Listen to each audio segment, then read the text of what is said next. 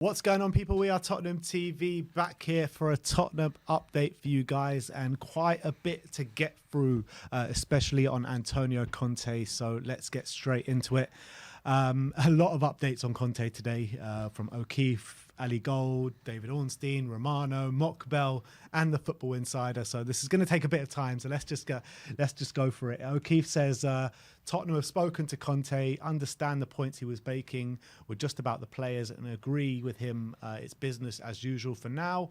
Ali Gold says something similar. He says Conte is understood to have clarified his comments to the Tottenham board after the game and indicated that they were aimed solely at the players.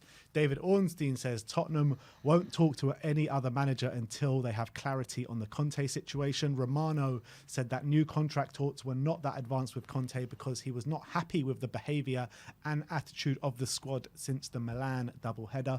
Sammy Mockbell says that Saturday's scathing criticism, this Sammy Mockbell, there's a lot here with Sammy Mockbell, so I'm just going to go through them. And he says, Saturday's scathing criticism of the squad has not landed well with several players with the disconnect between Conte and his team. A number of players have grown irritated by Conte's manner and intensity and believe the negativity he conveys in the public has affected morale within the squad.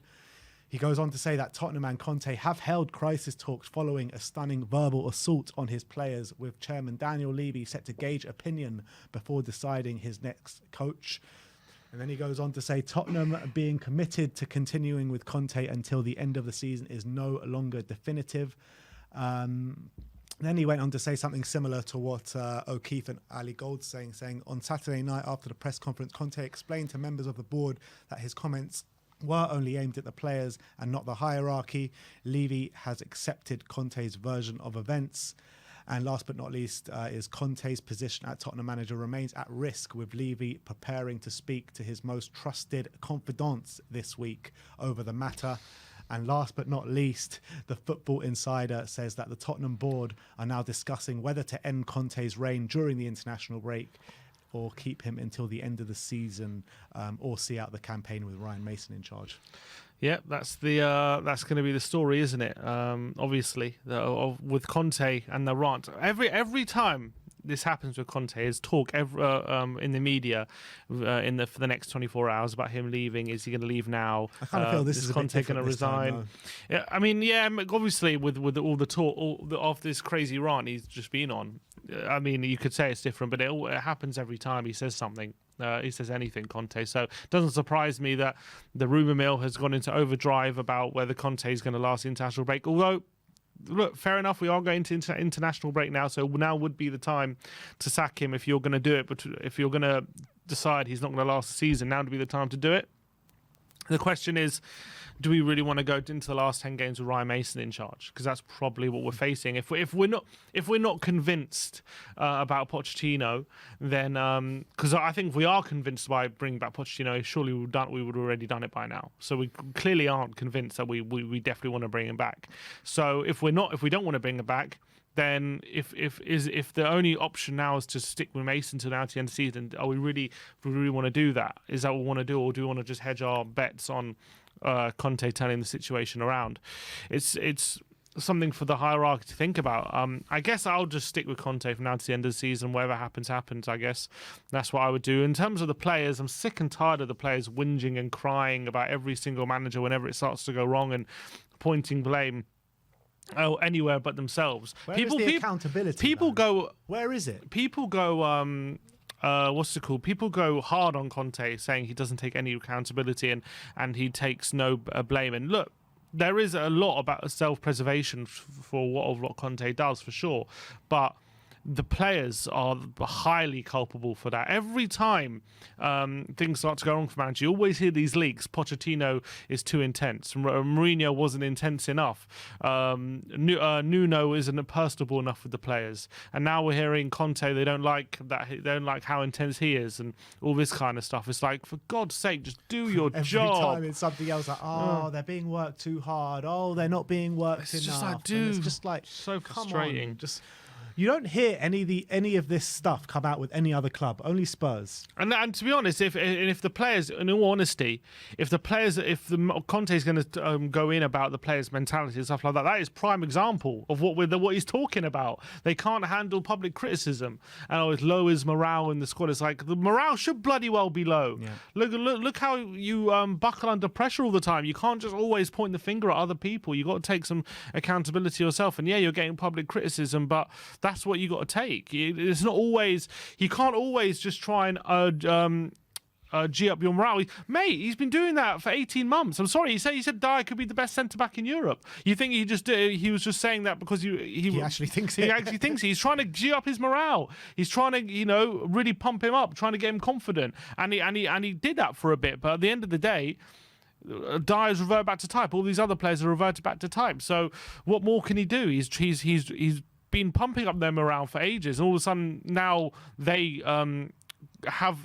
fall below his high standards, and they're getting criticism. Now it's like, oh, now morale's low. It's like, no, you just got to have confidence in yourself that you can turn. You should be able. The mentality should be, I want to prove you wrong, not oh man, this guy's criticizing me, poor me. This is exactly what Jose Mourinho alludes to when he talks about. The players of today are not like the players of when he was at Chelsea the first time and all that kind of stuff. This is the exact example of what he was talking about, and it's not good enough from these players. Time and time again, year after year, we're falling foul of the exact same things, and we keep persisting with the exact same players. It's not good enough at all, and massive things need to change at this football club if we're going to go anywhere. Is he going to last the transfer the international break? I've got a feeling he will. I personally believe that they won't pull the trigger unless it looks as though we're not going to make the top four. I think whilst we're in the top four, I think they keep him. Yeah, I agree. And I think he still probably has people like Kane on side, I would assume. And Kane is obviously one of the leaders in the dressing room. And Kane, his mentality, being a proper winner. And he always gets on with these elite coaches. I don't think he's the one... all going against the manager and stuff like that. They usually have good mentality together, like he did. He got on really well with Mourinho, and I reckon he gets on really well with Conte as well. So as long as he retains Kane's support, I think there's a good chance he'll stay at least till the end of the season. I mean, probably not at least, probably at most, but yeah. At most till the end of the season. All right, let's move on to some transfer rumours we've got for you today. Starting off with Kim Min-jae, as Ben Jacobs says that Man United are in the mix to sign Napoli centre-back Kim Min-jae in the summer, although Liverpool and Tottenham remain the favourites for his signature.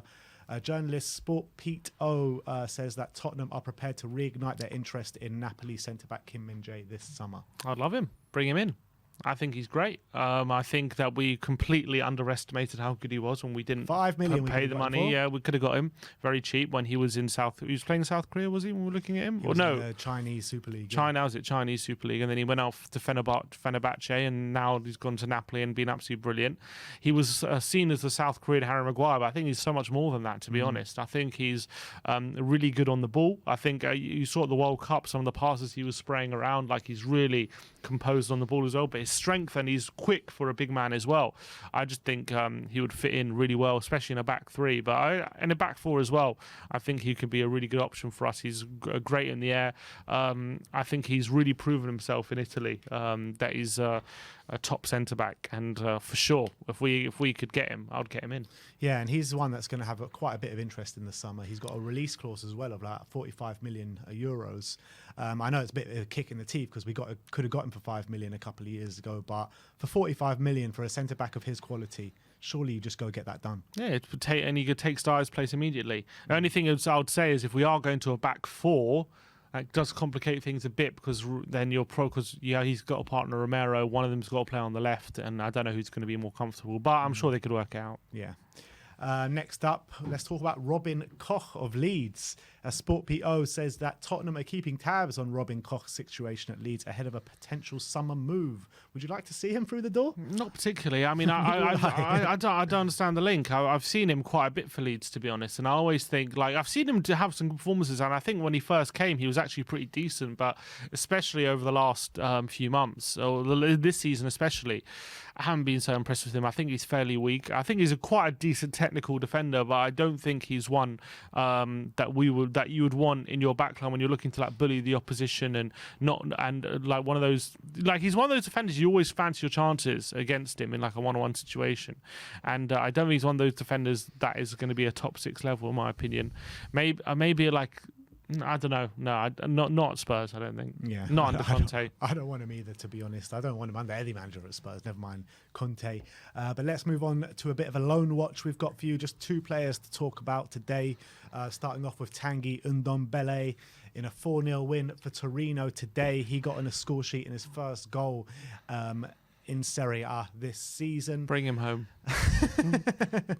And look, Tanguy Ndombele, for whatever anyone wants to say about him, and I am his main critic, he's going to win the league, the Serie A this season, and potentially win the Champions League as well. I mean, Napoli got a very good route to the final, don't they? Yeah, they got every chance. So fair. Look, nothing. Can't really say anything. Look, we're cursed. Every player that leaves Tottenham wins a trophy. It's how it works. Imagine he's going to be walking through that at Hotspur Way in July, yeah, and he's going to go greet Harry Kane with his Champions League and Serie A medals. Yeah. Even the players we couldn't give away are winning trophies. It's mental. Another player to talk about is Destiny Udogie. Another assist this weekend in a 3-1 win over AC Milan. I wonder if Udinese have crazy European history that will resonate with AC Milan. I don't think so, but he's got Udinese's Player of the Month this month, and 3 goals and 3 assists is his tally for the season so far. Fair play, and he's still he's only 20 years of age. He's having a very good season. I'm really looking forward to what he's going to bring to us next season. I think it's going to really change our left-hand side and make sure that we have someone who's solid on that side now. And last but not least, let's talk about a few call-ups. First, Fraser Forster, as David Ornstein reports that goalkeeper Fraser Forster has been called up to replace Nick Pope in the England squad, seeing as he got injured in the last game. So big up to Big Fraser. England's number 1. England. We were all singing that. We were all singing that at St Mary's yesterday, mostly in jest. But he gets called up the next day. Play. I think he's got a cap before, at least one. It might be more, but he's definitely got at least one cap. So. Fair play to Forster. I mean, he maybe it's because he's got experience. He's 34. Maybe his good form. Maybe his good form has been rewarded with. I know he's only done it because of injury, but fair play to Forster. He probably wasn't expecting this, but there you go. He's got himself a call up, which he probably wouldn't expect at this stage of his career. That's what happens. You move to Tottenham, you get an England call up. But last but not least, talking about the Spain squad, and Brian Hill and Pedro Porro have both been called up to the Spanish squad this week, and I think Pedro Porro definitely deserves it with his performances of late. But I'm very happy for Brian Hill as well.